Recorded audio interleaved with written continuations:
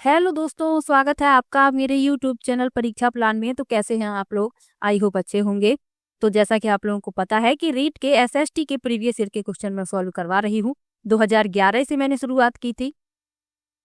2011 वाला पेपर करवा चुकी हूँ, 2012 वाला भी, 2015 वाला भी, 2017 वाला भी, 2021 वाला भी और 2022 में 2 दिन पेपर हुए हैं। ये मैंने आपको पहले भी बताया है, 23 जुलाई और 24 जुलाई। 23 जुलाई वाला पेपर मैं करवा चुकी हूँ और 24 जुलाई को 2 पेपर हुए थे। तो 24 जुलाई वाला जो एक पेपर है वो मैं कल की वीडियो में करवा चुकी हूँ। ये 24 जुलाई वाला ही पेपर है, ये दूसरा पेपर है। 2 शिफ्ट में एग्जाम हुए होंगे, तो ये दूसरा पेपर है। तो चलिए वीडियो को शुरू करते हैं। वीडियो देखने के बाद यदि आपको अच्छा लगे तो वीडियो को लाइक और शेयर कीजिएगा, और यदि आप चैनल पर नए हैं तो चैनल को सब्सक्राइब कर लीजिए। इस वीडियो के साथ आपके एसएसटी के प्रीवियस ईयर के सभी क्वेश्चन कंप्लीट हो जाएंगे, और मैंने प्लेलिस्ट भी बना दी है ताकि आप लोग आसानी से वीडियो ढूंढ पाएं, आपको कोई भी परेशानी ना हो। तो चलिए वीडियो को शुरू करते हैं। पहला प्रश्न दिया गया है, वर्तमान रूप में उपलब्ध भगवान महावीर एवं उनके अनुयायियों की शिक्षाएं लगभग 1500 वर्ष पूर्व गुजरात में किस स्थान पर लिखी गई थी? पहला विकल्प है वल्लभी, दूसरा विकल्प है लोथल, तीसरा विकल्प है रंगपुर और चौथा विकल्प है भरूच। तो भगवान महावीर, इनका नाम वर्धमान भी है, तो ये भी आपको याद रखना है। ये जैन धर्म के 24वें और अंतिम तीर्थंकर थे, ये भी आपको याद रखना है। तो कई वर्षों तक, यानी कि कई शताब्दियों तक इनकी जो शिक्षाएं थी ये मौखिक रूप से उपलब्ध थी, लेकिन लगभग 1500 वर्ष पूर्व गुजरात में ये लिखी गई। किस स्थान पर लिखी गई? वल्लभी नामक स्थान पर। तो ए विकल्प इसमें सही हो जाएगा। चलिए अगले प्रश्न पर चलते हैं। संघ में पुरुषों और स्त्रियों के रहने की अलग अलग व्यवस्था थी, यह हमें किस त्रिपिटक से पता चलता है? पहला विकल्प है अभिधम्म पिटक, दूसरा है सुत्त पिटक, तीसरा है विनय पिटक और चौथा है इनमें से कोई नहीं। तो इस प्रश्न में सी विकल्प सही है। इस तरीके का प्रश्न पहले भी आया है। तो जो विनय पिटक ग्रंथ है, इसमें बौद्ध संघ के लिए स्थापित नियम शामिल है, और इसमें पुरुषों और स्त्रियों के लिए अलग अलग व्यवस्था बताई गई है। तो यही पूछा गया है कि संघ में पुरुषों और स्त्रियों के रहने की अलग अलग व्यवस्था थी, तो ये हमें विनय पिटक से पता चलता है। सी विकल्प इसमें सही है। अब जो और विकल्प लिखे हुए हैं इनके बारे में जान लीजिए। जो अभिधम्म पिटक है, ये विशेष यानी आगे के सिद्धांत की टोकरी सूत्र में बुद्ध की शिक्षाओं के हिरासत में लिए गए शैक्षिक विश्लेषण और सारांश शामिल हैं। और जो सुत्त पिटक है, इसमें बुद्ध या कभी कभी उनके शिष्यों को जिम्मेदार उपदेश और सैद्धांतिक नैतिक प्रवचन शामिल है। तो ये भी आपको साथ में याद रखना है। चलिए अगले प्रश्न पर चलते हैं। कौन सी नदियों ने मगध के यातायात, जल वितरण एवं जमीन को उपजाऊ बनाने में महत्वपूर्ण योगदान दिया? पहला विकल्प है गोदावरी, तुंगभद्रा, दूसरा विकल्प है गंगा, सोन, तीसरा विकल्प है चंबल, माही और चौथा है कृष्णा, कावेरी।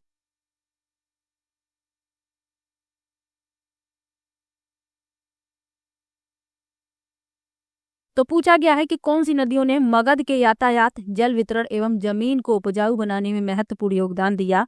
तो वह नदियां हैं गंगा और सोन। बी विकल्प इसमें सही हो जाएगा। चलिए अगले प्रश्न पर चलते हैं। अशोक के अधिकांश अभिलेख पाए गए हैं। पहला विकल्प है प्राकृत और ब्राह्मी लिपि, दूसरा है पाली भाषा और देवनागरी लिपि, तीसरा है संस्कृत भाषा और ब्राह्मी लिपि और चौथा है पंजाबी भाषा और गुरीमुखी लिपि। तो अशोक के अधिकांश अभिलेख प्राकृत भाषा और ब्राह्मी लिपि में पाए गए हैं। ए विकल्प इसमें सही हो जाएगा। चलिए अगले प्रश्न पर चलते हैं। वह कौन सा भूभाग था जो ब्राह्मणों को दान दिया जाता था तथा उनसे भूमि कर व अन्य प्रकार के कर राजा द्वारा नहीं वसूले जाते थे? पहला विकल्प है अग्रभाग, दूसरा है अग्रहार, तीसरा है अग्रदान और चौथा है भूमिदान।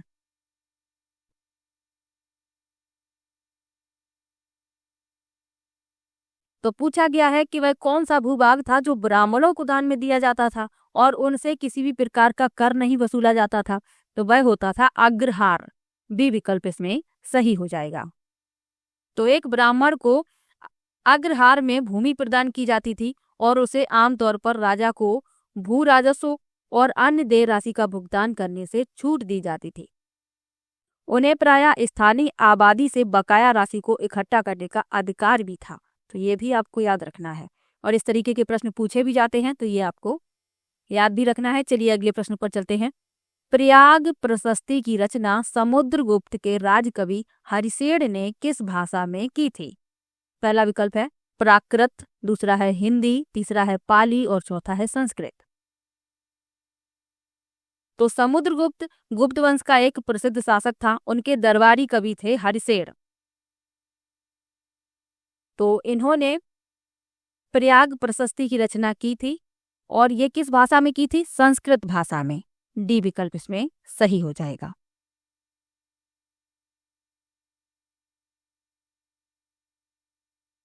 एक प्रश्न और पूछा जाता है कि भारत का नेपोलियन किसे कहा जाता है?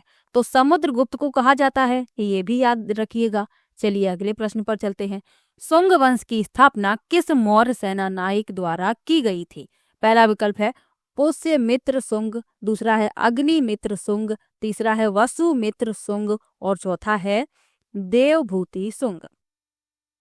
तो मौर्य वंश के बाद आने वाला राजवंश सुंग वंश था, ये आपको याद रखना है और इसकी स्थापना की गई थी पुष्यमित्र सुंग द्वारा। तो ए विकल्प इसमें सही हो जाएगा।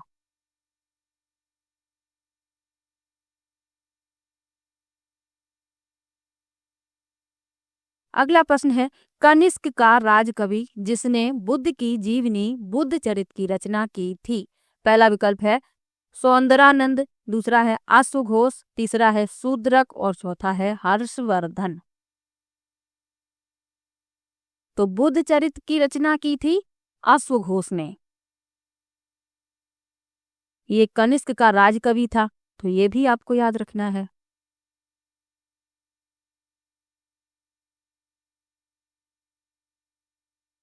चलिए अगले प्रश्न पर चलते हैं। मुगल प्रांतों में एक प्रशासनिक प्रमंडल कौन सा था? पहला विकल्प है पेशकश, दूसरा है जागीर, तीसरा है मिल्कियत और चौथा है परगना।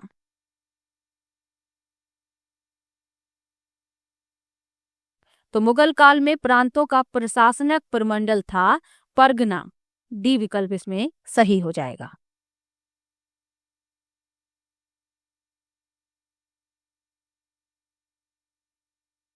अगला प्रश्न है अलवार संतों का मुख्य काव्य संकलन जिसे तमिल वेद के रूप में भी जाना जाता है?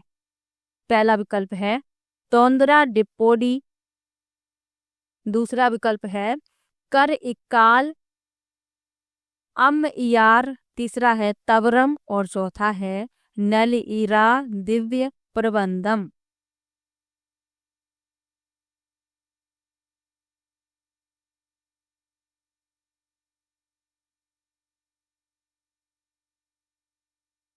तो जो अलवार संत थे ये विष्णु के उपासक थे और इनका जो मुख्य काव्य संकलन है जिसे तमिल वेद के रूप में जाना जाता है वह है नलेरा दिव्य प्रबंधम। चौथा विकल्प इसमें सही हो जाएगा। और जो नयनार संत थे वे शिव के उपासक थे, तो ये भी आपको याद रखना है। चलिए अगले प्रश्न पर चलते हैं। मुगल शासक जहांगीर की माता किस राजपूत वंश से संबंधित थी? पहला विकल्प है कछवाहा, दूसरा है राठौड़, तीसरा है परमार और चौथा है चौहान।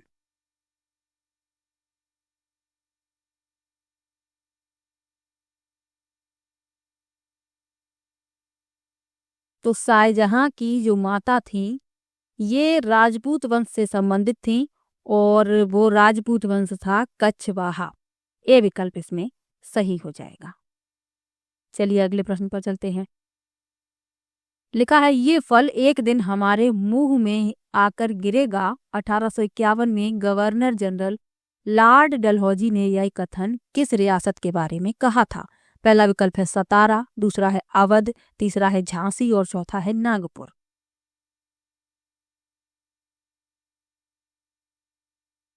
तो ये फल एक दिन हमारे मुंह में आकर गिरेगा, ये कथन कहा था लॉर्ड डलहौजी ने। किस रियासत के बारे में कहा था? तो अवध रियासत के बारे में। बी विकल्प इसमें सही हो जाएगा। अगला प्रश्न है, प्रत्यक्ष कार्यवाही दिवस हेतु कौन सा दिन निर्धारित किया गया था? पहला विकल्प है 14 अगस्त 1948, दूसरा है 16 अगस्त 1947, तीसरा है 14 अगस्त 1946 और चौथा विकल्प है 16 अगस्त 1946। तो मुस्लिम लीग ने 16 अगस्त 1946 को अपनी पाकिस्तान की मांग को पूरा करने के लिए प्रत्यक्ष कार्यवाही दिवस के रूप में घोषित किया। तो डी विकल्प इसमें सही हो जाएगा। अगला प्रश्न है, किस संविधान संशोधन के द्वारा भारत में वयस्क मताधिकार की आयु 21 वर्ष से घटाकर 18 वर्ष की गई? पहला विकल्प है 59, दूसरा है 61, तीसरा है 63 और चौथा है 71। तो 61वें संशोधन द्वारा वर्ष 1989 में मतदान की आयु को 21 वर्ष से घटाकर 18 वर्ष कर दिया गया था। तो आपको वर्ष भी याद रखना है 1989। तो इसमें जो बी विकल्प है सही हो जाएगा, 61वें संविधान संशोधन द्वारा। चलिए अगले प्रश्न पर चलते हैं। भारत के संविधान की प्रस्तावना में कौन सी विशेषता नहीं है? पहला विकल्प है पंथ निरपेक्षता, दूसरा है संघीय शासन, तीसरा है राजनीतिक न्याय और चौथा है प्रतिष्ठा की समानता। तो भारतीय संविधान की प्रस्तावना में संघीय शासन विशेषता नहीं है। तो बी विकल्प इस प्रश्न का उत्तर हो जाएगा। प्रस्तावना से प्रश्न हर बार पूछा गया है, तो आपको प्रस्तावना के बारे में पूरी जानकारी कर लेनी है, क्योंकि हर बार पूछा गया है तो इस बार भी पूछा जाएगा। चलिए अगले प्रश्न पर चलते हैं। भारत की संविधान निर्मात्री सभा के उपाध्यक्ष कौन थे? पहला विकल्प है डॉक्टर राजेंद्र प्रसाद, दूसरा है के.एम. मुंशी, तीसरा विकल्प है ए.एन. सिन्हा और चौथा है एच.सी. मुखर्जी। तो भारत की संविधान निर्मात्री सभा के उपाध्यक्ष थे एच.सी. मुखर्जी। डी विकल्प इसमें सही हो जाएगा। इनका जन्म बंगाल में हुआ था, तो ये भी आपको याद रखना है। और ये कलकत्ता के सिटी कॉलेज में अंग्रेजी के शिक्षक भी थे, ये भी याद रखिए। चलिए अगले प्रश्न पर चलते हैं। संपत्ति का अधिकार वर्तमान में भारत के संविधान के किस अनुच्छेद में वर्णित है? पहला विकल्प है 224 का, दूसरा है 290 का, तीसरा है 300 का और चौथा है 312 का।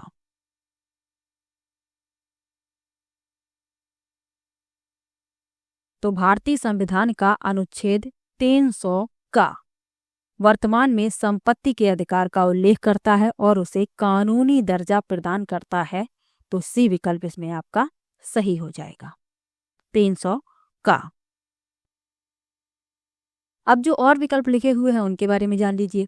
अनुच्छेद 224 का ये संबंधित है उच्च न्यायालयों में सेवानिवृत्त न्यायाधीशों की नियुक्ति से। अनुच्छेद 290 का ये किससे संबंधित है? तो ये कुछ देवस्थम निधियों की वार्षिक संदाय से संबंधित है। और अनुच्छेद 312 का ये संसद को संघ और राज्यों के लिए एक या एक से अधिक अखिल भारतीय सेवाएं निर्मित करने का अधिकार देता है। तो ये सब भी आपको साथ में याद रखना है। चलिए अगले प्रश्न पर चलते हैं। 6 से 14 वर्ष के बालकों को शिक्षा के अवसर उपलब्ध कराने हेतु कौन सा संविधान संशोधन किया गया? पहला विकल्प है 74वां, दूसरा है 81वां, तीसरा है 86वां और चौथा है 91।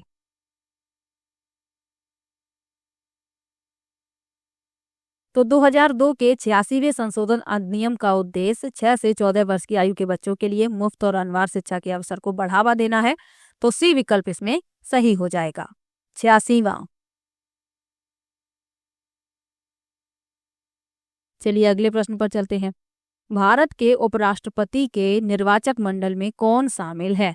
पहला है संसद के मनोनीत सदस्य, दूसरा है राज्य विधानसभाओं के निर्वाचित सदस्य, तीसरा है ए और बी दोनों और चौथा है राज्य विधानसभाओं के मनोनीत सदस्य। तो उपराष्ट्रपति का चुनाव आनुपातिक प्रतिनिधित्व प्रणाली के तहत एकल संक्रमणीय मत का उपयोग करके संसद के दोनों सदनों के सदस्यों से बने निर्वाचक मंडल द्वारा किया जाता है। तो इसमें आपका ए विकल्प सही हो जाएगा, संसद के मनोनीत सदस्य।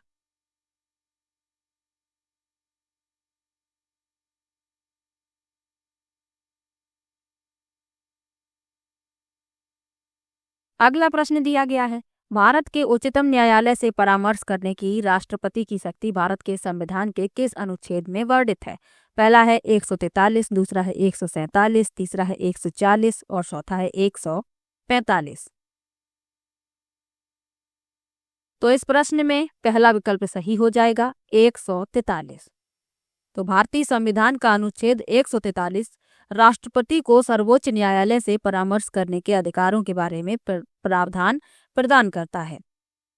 तो पहला विकल्प इसमें सही हो जाएगा। अब जो और विकल्प लिखे हुए हैं उनके बारे में जान लीजिए। अनुच्छेद 147 भारतीय संविधान की व्याख्या के बारे में है। अनुच्छेद 140 ये सर्वोच्च न्यायालय की सहायक अधिकारों के बारे में है और अनुच्छेद 145 न्यायालय के नियमों से संबंधित है। तो इन सब के बारे में भी आपको याद रखना है। चलिए अगले प्रश्न पर चलते हैं। भारत के संविधान के किस भाग में शहरी स्थानीय शासन वर्णित है? पहला विकल्प है 8, दूसरा है 9 का, तीसरा है 11 और चौथा है 10 का। तो भारत के संविधान के किस भाग में शहरी स्थानीय शासन वर्णित है? तो वह है 9 का। बी विकल्प इसमें सही हो जाएगा।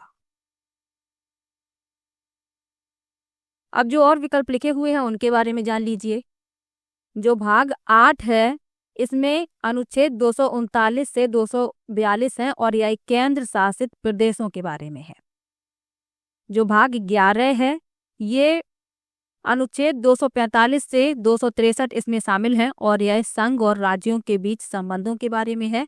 और भाग 10A यह अनुच्छेद 244 और 244A इसमें शामिल है और यह अनुसूचित और जनजातीय क्षेत्रों के बारे में है। तो इन सब के बारे में भी आपको याद रखना है। चलिए अगले प्रश्न पर चलते हैं। राष्ट्रीय बाल अधिकार संरक्षण आयोग में न्यूनतम कितनी महिला सदस्य होना अनिवार्य है? पहला विकल्प है 2, दूसरा है 3, तीसरा है 4 और चौथा है 5। तो राष्ट्रीय बाल अधिकार संरक्षण आयोग में कम से कम 2 महिला सदस्यों का होना अनिवार्य है। तो ए विकल्प इसमें सही हो जाएगा। चलिए अगले प्रश्न पर चलते हैं।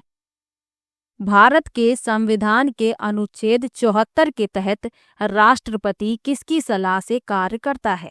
पहला विकल्प है मंत्रिपरिषद, दूसरा है उपराष्ट्रपति, तीसरा है लोकसभा अध्यक्ष और चौथा है राज्यपाल।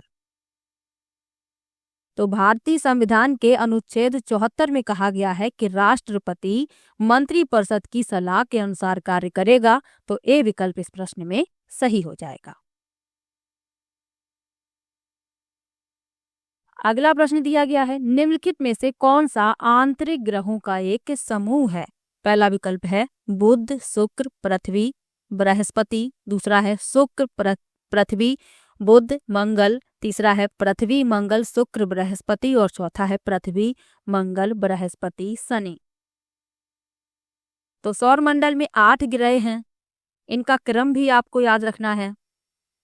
सूर्य के सबसे निकट है बुध, बुध के बाद है शुक्र, शुक्र के बाद है पृथ्वी, फिर मंगल, फिर बृहस्पति, फिर शनि, फिर अरुण, फिर वरुण। ये क्रम आपको याद रखना है। अब इसमें आंतरिक ग्रह पूछे गए हैं। तो आंतरिक ग्रह हैं शुक्र, पृथ्वी, बुध, मंगल। बी विकल्प इसमें सही हो जाएगा।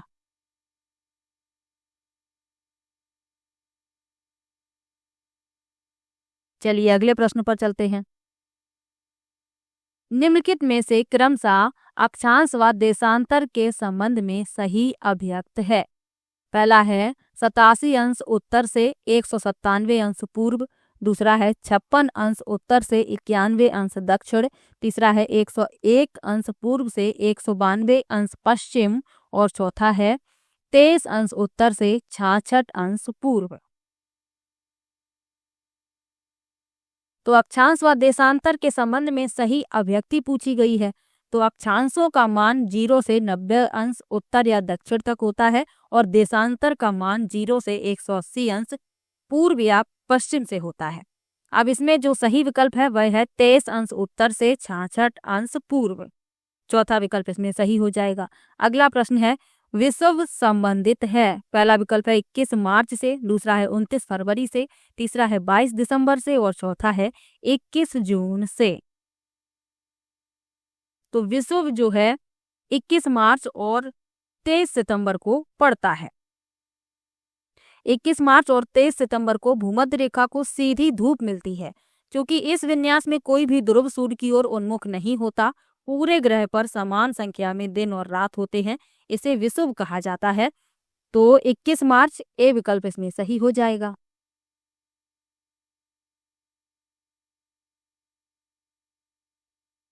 चलिए अगले प्रश्न पर चलते हैं। कौन सी पर्वतमाला प्रायद्वीपीय पठार के उत्तर पश्चिम दिशा में स्थित है? पहला विकल्प है विंध्याचल, दूसरा है सतपुड़ा, तीसरा है अरावली और चौथा है पूर्वी घाट।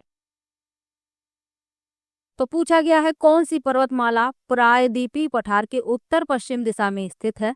तो प्रायद्वीपीय पठार भारत के दक्षिणी भाग में स्थित ऊंचा भूभाग का एक बड़ा क्षेत्र है। यह चारों तरफ से कई पर्वत श्रृंखलाओं से घिरा है और इनमें से प्रत्येक श्रृंखला की अपनी अनूठी विशेषताएं हैं।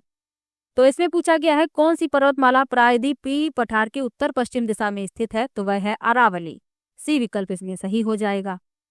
अरावली पर्वतमाला जो है पश्चिमी भारत में स्थित पहाड़ों की एक श्रृंखला है जो उत्तरी राज्य हरियाणा से दक्षिणी राज्य गुजरात तक फैली हुई है। यह दुनिया की सबसे पुरानी पर्वत श्रृंखलाओं में से एक है और इसका समृद्ध भूवैज्ञानिक इतिहास है। अब एक प्रश्न इसके पहले एक पेपर में आया है, यानी कि 2022 वाले पेपर में 23 जुलाई वाला जो पेपर है उसमें एक प्रश्न था कि राजस्थान में अरावली पर्वत किस दिशा में विस्तृत है। ये प्रश्न था। तो काफी लोगों को उस प्रश्न में कंफ्यूजन है। तो आप लोगों को याद रखना है राजस्थान में अरावली पर्वत माला जो है वह उत्तर पूर्व से दक्षिण पश्चिम दिशा में विस्तृत है। ये आपको याद रखना है। ये भारत के उत्तर पश्चिम भाग में स्थित है और राजस्थान में इसकी दिशा पूछी गई थी। तो राजस्थान में ये उत्तर पूर्व से दक्षिण पश्चिम दिशा में विस्तृत है। ये आपको याद रखना है। कई लोगों को कंफ्यूजन था, मैंने बताया भी था कमेंट करके, तो आपको कंफ्यूज नहीं होना है। चलिए अगले प्रश्न पर चलते हैं। निम्नलिखित में से कौन सा अंतर्जनित बलों से संबंधित है? पहला है पवन, हिमनद, ज्वालामुखी, दूसरा है ज्वालामुखी, भूस्खलन, भूकंप, तीसरा है भूकंप, भूस्खलन, नदी और चौथा है हिमनद, समुद्री तरंग, नदी।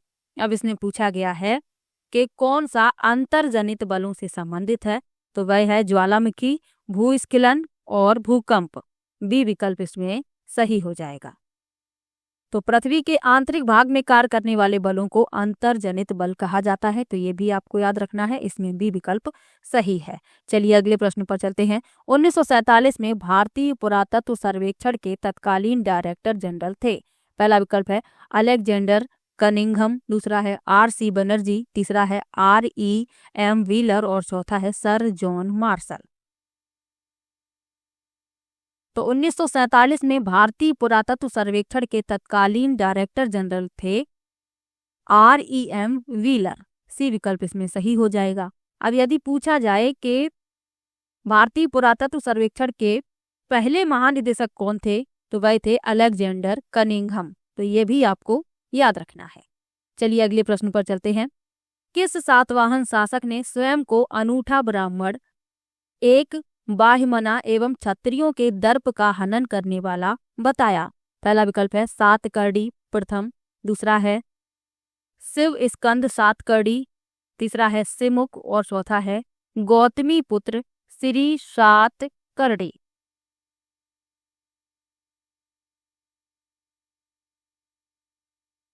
तो सातवाहन वंश के सबसे प्रसिद्ध शासक गौतमी पुत्र श्री सातकर्णी ने स्वयं को अनूठा ब्राह्मण एवं क्षत्रियों के दर्प का हनन करने वाला बताया है। तो डी विकल्प इसमें सही हो जाएगा। अगला प्रश्न दिया गया है। अगस्त माह में भारत में उपोष्णकटिबंधीय पूर्वी जेट स्ट्रीम धारा किस अक्षांश पर प्रवाहित होती है? पहला है 8 अंश उत्तर, दूसरा है 15 अंश उत्तर, तीसरा है 17 अंश उत्तर और चौथा है 37 अंश उत्तर।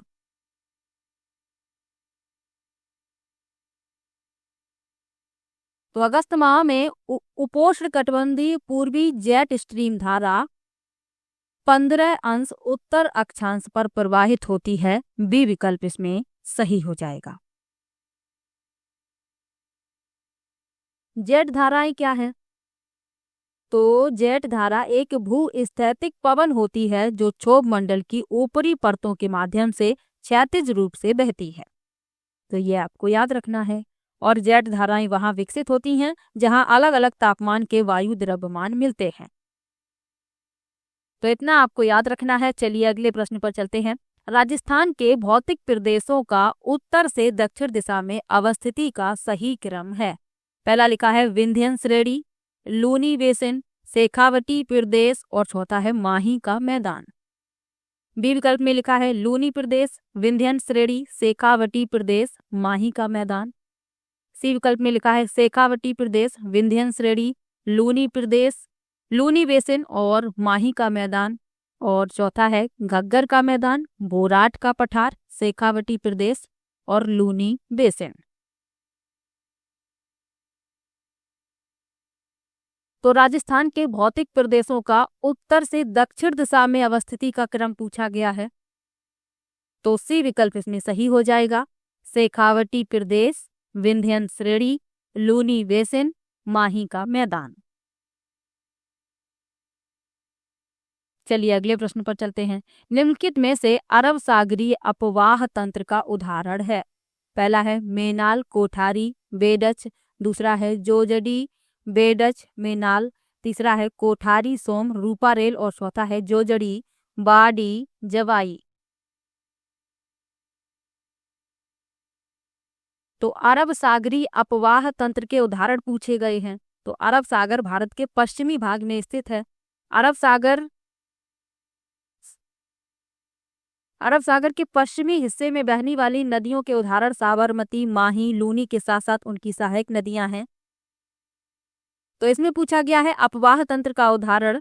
तो इसमें जो आपका चौथा विकल्प है जोजड़ी, बांडी और जवाई, चौथा विकल्प इसमें सही हो जाएगा। चलिए अगले प्रश्न पर चलते हैं। अगले प्रश्न में मिलान करना है।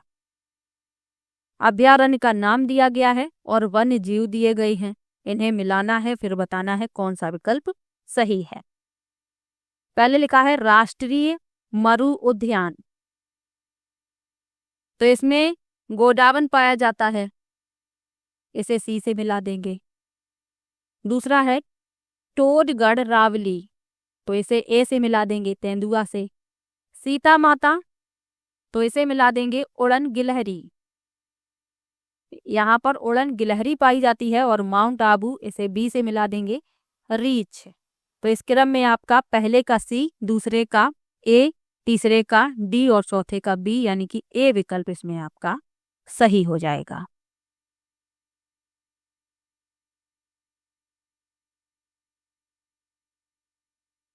चलिए अगले प्रश्न पर चलते हैं। अगले प्रश्न में भी मिलान करना है। खनिज दिए गए हैं और उपभोग। पहले लिखा है सीसा जस्ता, इसे मिला देंगे बैटरी आम्ल डी से, पहले को मिला देंगे डी से। उसके बाद लिखा है तांबा, तो तांबा से विद्युत तार बनता है, इसे मिला देंगे ए से। जिप्सम, तो जिप्सम को मिला देंगे बी से उर्वरक। और वोले स्टोनाइट, इसे मिला देंगे सी से सिरेमिक। तो पहले का डी, दूसरे का ए, तीसरे का बी और चौथे का सी, यानी कि आपका जो डी विकल्प है वही इस प्रश्न में सही हो जाएगा।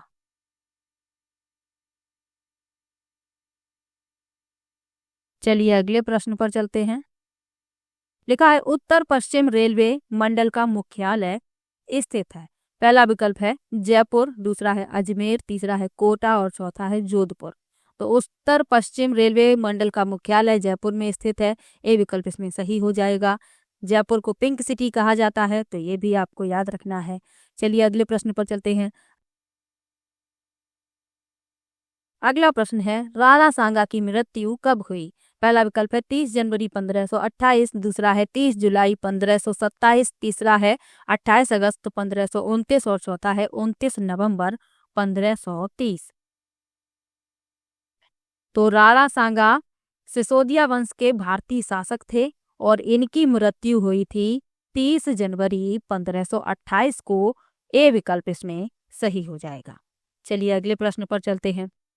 बिश्नोई संप्रदाय के प्रवर्तक कौन थे? पहला विकल्प है पीपा जी, दूसरा है अचल नाथ जी, तीसरा है जाम्भोजी और चौथा है रामानंद जी। तो बिश्नोई एक हिंदू समुदाय है जो पश्चिमी थार रेगिस्तान और भारत के उत्तरी राज्यों में पाया जाता है। तो इनके प्रवर्तक कौन थे, यानी बिश्नोई संप्रदाय के प्रवर्तक कौन थे? तो वह थे जाम्भोजी। सी विकल्प इसमें सही हो जाएगा। इन्हें गुरु जम्भेश्वर के नाम से भी जाना जाता है, तो ये भी आपको याद रखना है। चलिए अगले प्रश्न पर चलते हैं। बिजोलिया किसान आंदोलन को व्यापक प्रचार देने वाले समाचार पत्र प्रताप के संपादक कौन थे? पहला विकल्प है गणेश शंकर विद्यार्थी, दूसरा विकल्प है रामा किशन वर्मा, तीसरा है माणिक्य लाल वर्मा और चौथा है रामलाल ओझा। तो बिजोलिया किसान आंदोलन को व्यापक प्रचार देने वाले समाचार पत्र प्रताप के संस्थापक थे गणेश शंकर विद्यार्थी। ए विकल्प इसमें सही हो जाएगा। गणेश शंकर विद्यार्थी एक भारतीय पत्रकार, भारतीय राष्ट्रीय कांग्रेस के सदस्य और स्वतंत्रता आंदोलन के एक कार्यकर्ता थे, तो ये भी आपको याद रखना है। चलिए अगले प्रश्न पर चलते हैं। अगला प्रश्न है, राजस्थान एकीकरण के प्रथम चरण में मत्स्य संघ की स्थापना कब हुई? पहला विकल्प है 30 मार्च 1948, दूसरा है 18 मार्च 1948, तीसरा है 11 नवंबर 1950 और चौथा है 28 मार्च 1949। तो संयुक्त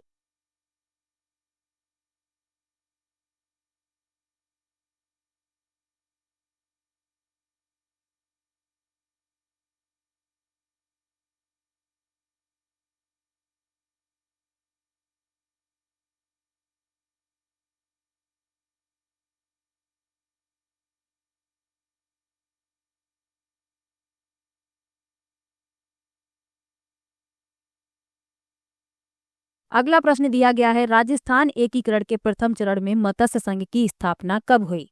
पहला विकल्प है 30 मार्च 1948, दूसरा है 18 मार्च 1948, तीसरा है 11 नवंबर 1950 और चौथा है 28 मार्च 1949।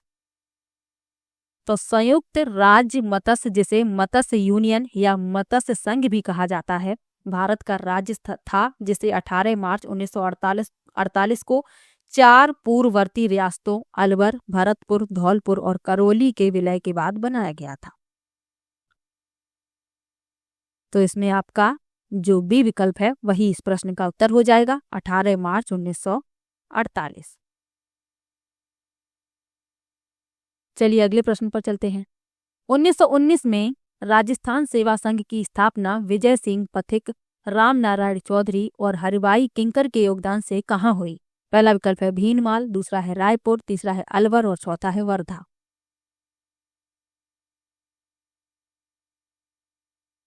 तो 1919 में राजस्थान सेवा संघ की स्थापना विजय सिंह पथिक, राम नारायण चौधरी और हरिभाई किंकर के योगदान से हुई थी वर्धा में। डी विकल्प इसमें सही हो जाएगा। अगला प्रश्न है, पिछोला झील का निर्माण किस शासक के काल में हुआ? पहला विकल्प है बप्पा रावल, दूसरा विकल्प है महाराणा लाखा, तीसरा है राणा सांगा और चौथा है राव चूंडा। तो पिछोला झील भारत के राजस्थान राज्य के उदयपुर शहर में स्थित एक कृत्रिम मीठे पानी की झील है और इसका निर्माण हुआ था महाराणा लाखा के शासनकाल में। बी विकल्प इसमें सही हो जाएगा। अगला प्रश्न है, सवाई जयसिंह द्वारा लिखित जयसिंह कारका नामक ग्रंथ किस विषय से संबंधित है? पहला विकल्प है ज्योतिष, दूसरा है अर्थशास्त्र, तीसरा है राजनीति और चौथा है सैन्य प्रशासन। तो सवाई जयसिंह द्वारा लिखित जयसिंह कारिका ज्योतिष विषय से संबंधित है। ए विकल्प इसमें सही हो जाएगा। तो सवाई जयसिंह एक राजनीतिज्ञ, कूटनीतिज्ञ, खगोल शास्त्री, विद्वान और पुरस्कार विजेता थे। वह मालवा के सूबेदार भी थे, तो ये भी आपको याद रखना है। चलिए अगले प्रश्न पर चलते हैं। पिछवई चित्रांकन किस चित्रकला शैली से संबंधित है? पहला है किशनगढ़ चित्रकला शैली, दूसरा है बीकानेर चित्रकला शैली, तीसरा है अलवर चित्रकला शैली और चौथा है नाथ द्वारा चित्रकला शैली। तो पिछवई चित्रांकन चित्रकला शैली संबंधित है नाथ द्वारा चित्रकला शैली से। डी विकल्प इसमें सही हो जाएगा। चलिए अगले प्रश्न पर चलते हैं। लिखा है रांगड़ी और निमाड़ी किस राजस्थानी बोली की उपबोलियां हैं? पहला विकल्प है मालवी, दूसरा है वागड़ी, तीसरा है हाड़ौती और चौथा है शेखावटी। तो रांगड़ी और निमाड़ी ये मालवी की उपबोलियां हैं। पहला विकल्प इसमें सही हो जाएगा। अगला प्रश्न है, कौन वांगड़ की मीरा के नाम से भी जानी जाती थी? पहला विकल्प है मीराबाई, दूसरा है गबरीबाई, तीसरा है कोयलबाई और चौथा है कालीबाई। तो वांगड़ की मीरा के नाम से जानी जाती थी गबरीबाई। बी विकल्प इसमें सही हो जाएगा। गबरीबाई का जन्म 18वीं शताब्दी में मीराबाई के बाद हुआ था और कहाँ हुआ था? डूंगरपुर शहर के एक ब्राह्मण परिवार में। इन्हें मीराबाई का पुनर्जन्म भी माना जाता है और इन्हें वांगड़ की मीरा इसीलिए कहा जाता है। तो बी विकल्प इसमें सही है। चलिए अगले प्रश्न पर चलते हैं। निम्न में से कौन सा सामाजिक विज्ञान का लक्ष्य नहीं है? पहला विकल्प है बौद्धिक व मानसिक विकास, दूसरा है अवकाश के समय का सदुपयोग करना, तीसरा है सामाजिक परिवर्तन लाने में सहायक बनना और चौथा है शिक्षण शिष्टाचार। तो सामाजिक विज्ञान का लक्ष्य नहीं है पूछा गया है, तो शिक्षण शिष्टाचार सामाजिक विज्ञान का लक्ष्य नहीं है, तो यही इस प्रश्न का उत्तर हो जाएगा। चलिए अगले प्रश्न पर चलते हैं। सामाजिक विज्ञान में शिक्षण अध्ययन सामग्री का महत्व है। पहला विकल्प है समय और परिश्रम की बचत, दूसरा है विषय वस्तु की स्पष्टता, तीसरा है ए और बी दोनों गलत और चौथा है ए और बी दोनों सही। तो सामाजिक विज्ञान में शिक्षण अध्ययन सामग्री का महत्व है समय और परिश्रम की बचत और विषय वस्तु की स्पष्टता, यानी कि ए और बी दोनों सही हैं। डी विकल्प इस प्रश्न का उत्तर हो जाएगा। चलिए अगले प्रश्न पर चलते हैं। सामाजिक विज्ञान से तात्पर्य अध्ययन की उन शाखाओं से है जो मानव मात्र को उनके सामाजिक संबंधों के संदर्भ में समझने में सहायता करते हैं। यह परिभाषा दी है। पहला है कोलंबिया एनसाइक्लोपीडिया, दूसरा है ब्रिटेनिका एनसाइक्लोपीडिया, तीसरा है एनसाइक्लोपीडिया ऑफ सोशल साइंसेज और चौथा है सामाजिक अध्ययन आयोग यूएसए की रिपोर्ट। तो सामाजिक विज्ञान से तात्पर्य अध्ययन की उन शाखाओं से है जो मानव मात्र को उनके सामाजिक संबंधों के संदर्भ में समझने में सहायता करते हैं। यह परिभाषा दी है कोलंबिया एनसाइक्लोपीडिया ने। ए विकल्प इसमें सही हो जाएगा। चलिए अगले प्रश्न पर चलते हैं। सूचना तकनीकी का शिक्षा में सबसे पहले उपयोग किस देश में किया गया? पहला विकल्प है ब्रिटेन, दूसरा है यूएसए, तीसरा है फ्रांस और चौथा है जर्मनी। तो सूचना तकनीकी का शिक्षा में सबसे पहले उपयोग किया गया ब्रिटेन द्वारा। ए विकल्प इसमें सही हो जाएगा। अगला प्रश्न है, एक अच्छे मूल्यांकन के लिए कौन सा मापदंड सही नहीं है? पहला है वैधता, दूसरा है विश्वसनीयता, तीसरा है वस्तुनिष्ठता और चौथा है व्यक्तिपरकता।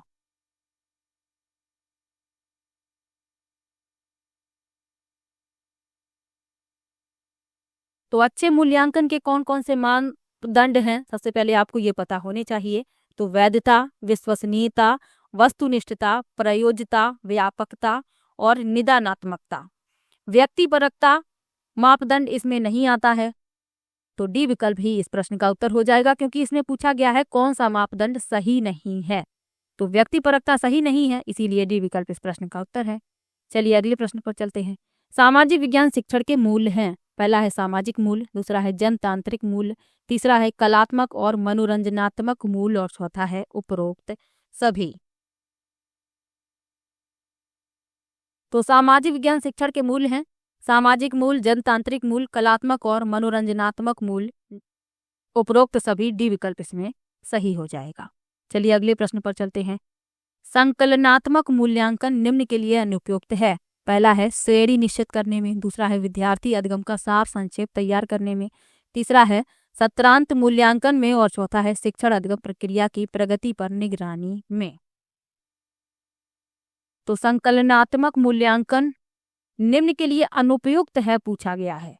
तो शिक्षण अधिगम प्रक्रिया की प्रगति पर निगरानी में डी विकल्प इस प्रश्न का उत्तर हो जाएगा। अगला प्रश्न है निम्न में से कौन सा विषय उच्च प्राथमिक स्तर पर सामाजिक विज्ञान में सम्मिलित नहीं है। पहला है इतिहास, दूसरा है नागरिक शास्त्र, तीसरा है भूगोल और चौथा है मनोविज्ञान। तो मनोविज्ञान शामिल नहीं है इसमें, तो यही इस प्रश्न का उत्तर हो जाएगा डी। बाकी इतिहास, भूगोल और नागरिक शास्त्र इसमें शामिल होते हैं, लेकिन मनोविज्ञान शामिल नहीं होता, तो डी विकल्प इसमें इस प्रश्न का उत्तर है। चलिए अगले प्रश्न पर चलते हैं। अगला प्रश्न है निम्न में से शिक्षण के अनुप्रयोग उद्देश्य का सही उदाहरण है। पहला है परिभाषा देना, दूसरा है वर्गीकरण करना, तीसरा है स्थापित करना और चौथा है प्रत्यास्मरण करना।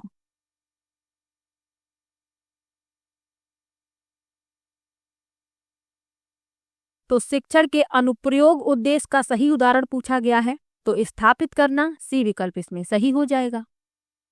चलिए अगले प्रश्न पर चलते हैं। सूचना तकनीकी के मुख्य घटक हैं। पहला है सॉफ्टवेयर, दूसरा है हार्डवेयर, तीसरा है उपयोगकर्ता और चौथा है उपर्युक्त सभी। तो सूचना तकनीकी के सॉफ्टवेयर, हार्डवेयर, उपयोगकर्ता सभी घटक हैं, तो डी विकल्प इस प्रश्न का उत्तर हो जाएगा उपर्युक्त सभी। सूचना प्रौद्योगिकी के और कौन कौन से घटक हैं वो भी आपको याद रखने हैं। 5 घटक होते हैं: computer hardware, computer software, telecommunication, database और डेटा वेयरहाउस और उपयोगकर्ता। तो ये 5 आपको याद रखने हैं। चलिए अगले प्रश्न पर चलते हैं। कौन सी स्थायी पवनें 30 अंश दक्षिणी अक्षांशों से 60 अंश दक्षिणी अक्षांशों के मध्य प्रवाहित होती हैं। पहला विकल्प है दक्षिण पूर्वी व्यापारिक पवनें, दूसरा है ध्रुवी पूर्वी पवनें, तीसरा है पछुआ पवनें और चौथा है उत्तर पूर्वी व्यापारिक पवनें। तो इस प्रश्न में सी विकल्प सही हो जाएगा पछुआ पवनें। पछुआ पवनें स्थायी हवाएं हैं। यह उपोष्ण कटिबंधीय उच्च वायुदाब पेटी से निम्न वायुदाब पेटी की ओर चलती हैं।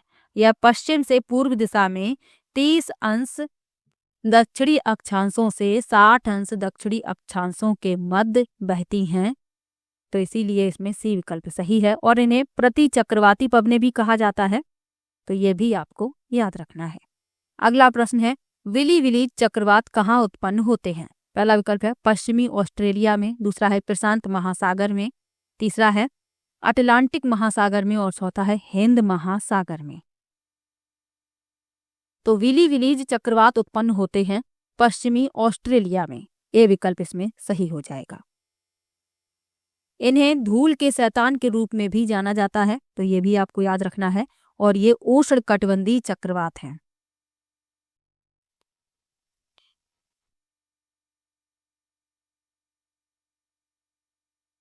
अगला प्रश्न है निम्नलिखित महासागरीय धाराओं में कौन सी धाराएं दक्षिणी अटलांटिक महासागर में स्थित है। पहला है ब्राजीलियन धारा, दूसरा है बेंगुएला धारा, तीसरा है ओयासिवो धारा और चौथा है गल्फ स्ट्रीम धारा। तो अटलांटिक महासागर दूसरा सबसे बड़ा महासागर है, ये आपको याद रखना है। इसकी जलवायु महासागरीय धारा से प्रभावित होती है।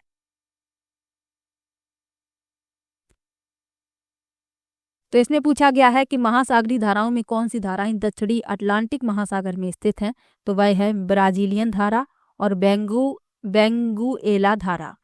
पहला और दूसरा यानी कि बी विकल्प इसमें सही हो जाएगा। चलिए अगले प्रश्न पर चलते हैं। आखिरी प्रश्न है देहरादून, कोटली दून एवं पाटली दून स्थित है। पहला विकल्प है हिमाद्री व हिमाचल के मध्य, दूसरा है हिमाचल व शिवालिक के मध्य, तीसरा है शिवालिक के दक्षिणी भागों पर और चौथा है हिमाद्री के उत्तरी भागों पर। तो देहरादून, कोटली दून और पाटली दून स्थित हैं हिमाचल व शिवालिक के मध्य। बी विकल्प इसमें सही हो जाएगा।